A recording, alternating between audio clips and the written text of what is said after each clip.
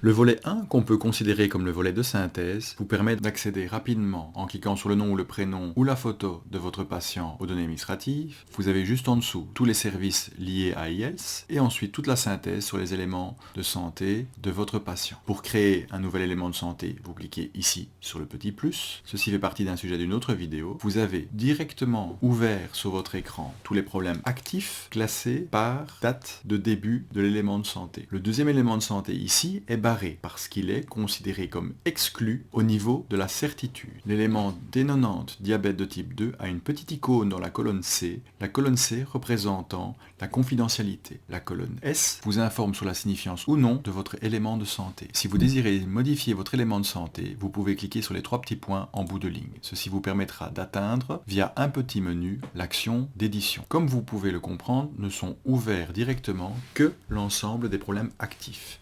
Mais vous avez la possibilité de voir sous les différentes catégories le nombre d'antécédents médicaux, chirurgicaux ou familiaux de ce patient, mais aussi ses allergies et ses intolérances. En cliquant sur la petite flèche, dans les différentes catégories, vous pouvez donc voir l'information. Dans l'onglet traitement médicamenteux, vous voyez directement tous les médicaments de type chronique. En cliquant sur la petite icône plan de médication, vous avez accès à d'autres options de gestion du plan de médication. Les données biométriques sont résumées sous le titre données biométriques. Vous avez dès lors la possibilité, en choisissant une des données, de créer des graphiques. Sous l'onglet souhaits patient, vous avez une vue complète sur tous les types de souhaits du patient par rapport à sa prise en charge. Pour les modifier, vous cliquez sur la petite icône sur la ligne de souhaits du patient. Ceci vous permet de modifier les souhaits de votre patient. La dernière entrée archive, ce sont l'ensemble des éléments de santé qui ne sont plus actifs pour ce patient.